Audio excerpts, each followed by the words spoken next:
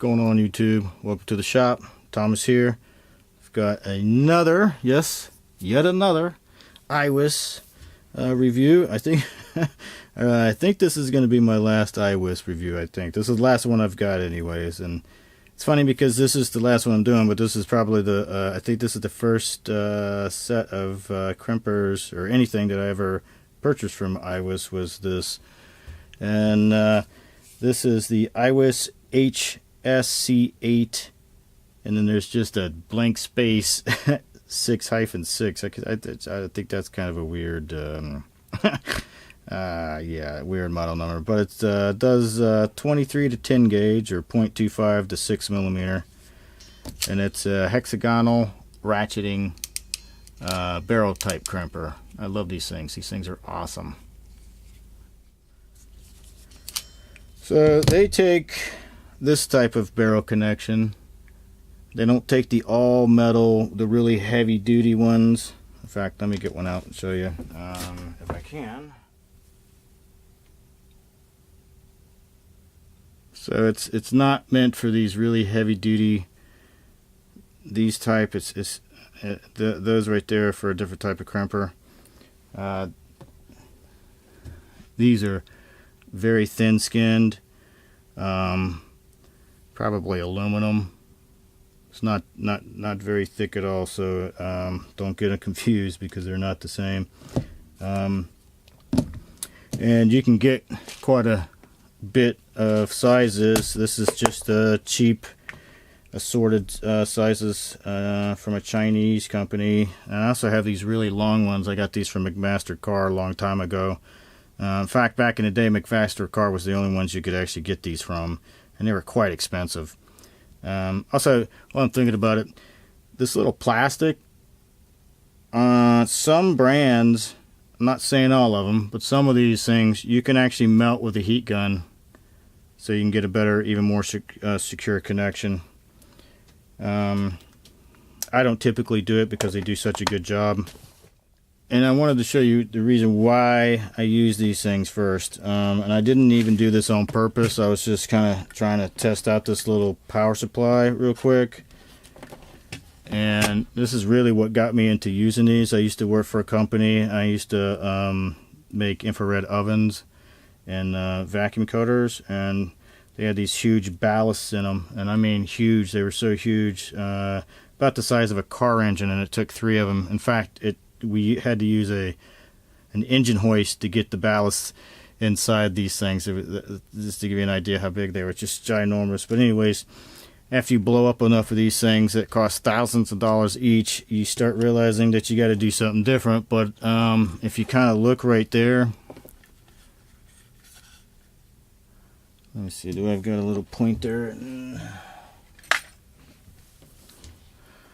I mean, but you can see that it's sticking up right there, the wire, and that's not even on purpose, you know. And the thing is, although this is probably safe, I still don't like it. Some of these wires or little strands could be long enough to touch. Let's say you have more than one wire in here.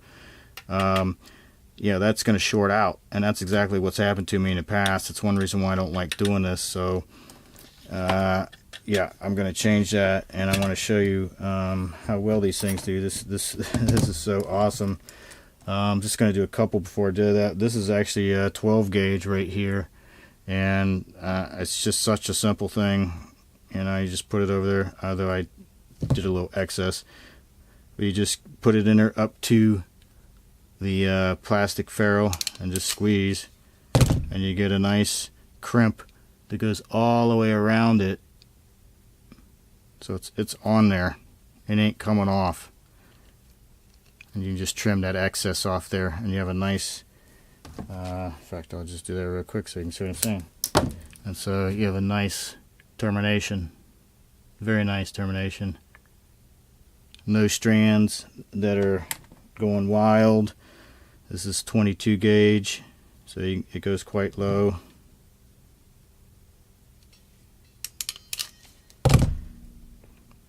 And as you can see right there, I mean, it's really nice all the way around. In fact, another thing what I'm thinking about, they actually make these now that the plastic is elongated, more oblong, so you can put two, say 22 gauge wires in there.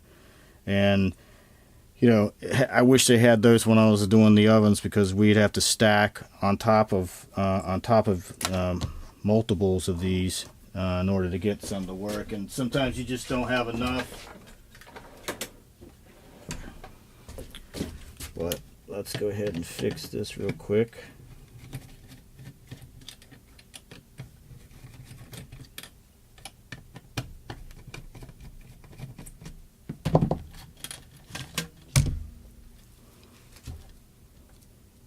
I have to make these just a wee bit longer.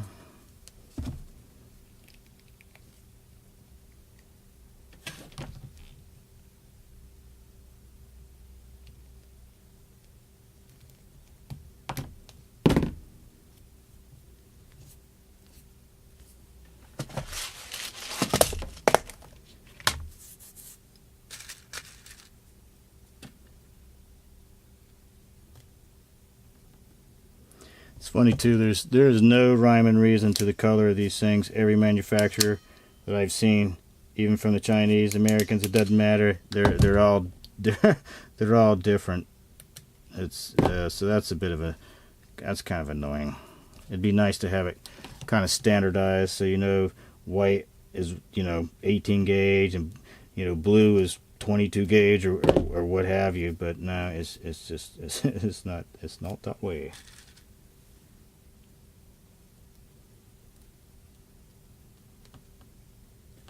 Might have to take some of this black sheeting down too. Might be a little bit too close.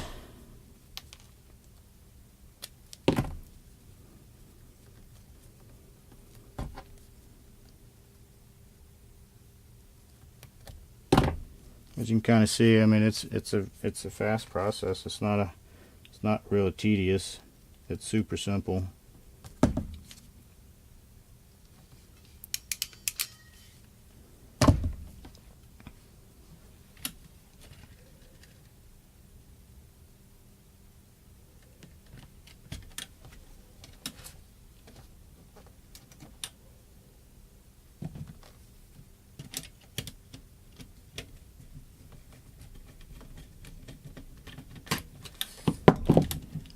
I'm gonna actually have to probably, well, I probably won't, but I just wanted to show you that you could actually put a second one on that other side right there. And you have plenty of room.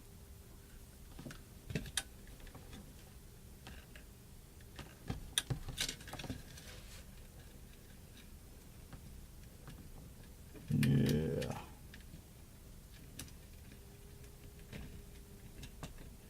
Yeah, I'm gonna have to cut that, so I'm not gonna do that. I just wanted to show you how that works, but yeah.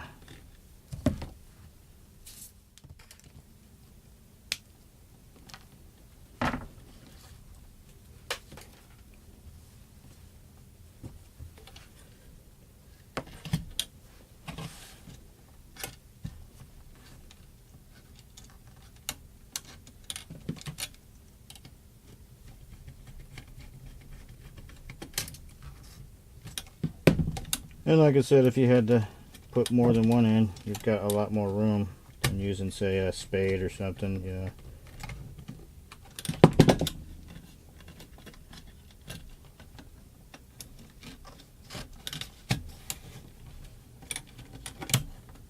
Now that little door is irritating the shit out of me.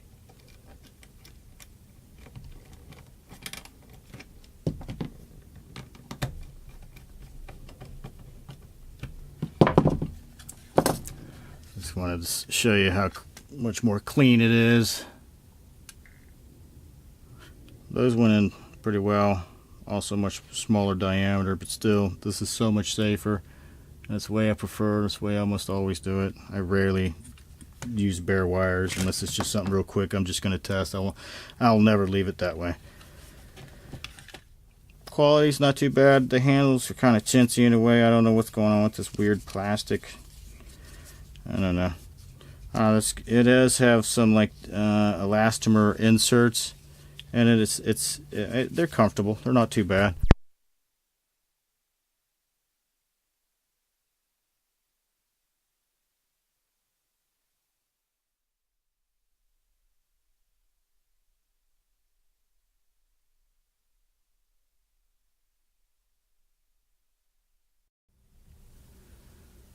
Sorry about that, my battery died. I don't know where it died at. I didn't even hear the beep go. Beep. It's funny too because my battery on my mic preamp went at the same time. I can't believe it. I mean, both of them at the same time is rare. But anyways, as I was saying, there's another type of crimper you can. This one, however, I don't like the crimp as much. I mean, it's usable. I'm not saying it's not. It's just you'll see what I'm saying here in a second. Can't read those stupid numbers on here. Yeah, let's see. I think it's that one. Nope. Must be that one. Nope. That's the other thing I have a hard time because I can't read it's in metric and I can't even read it anyways, but it does kind of like a U.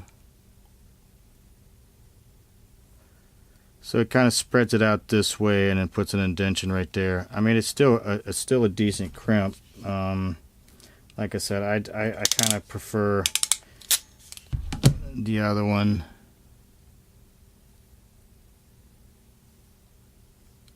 It's hard to see,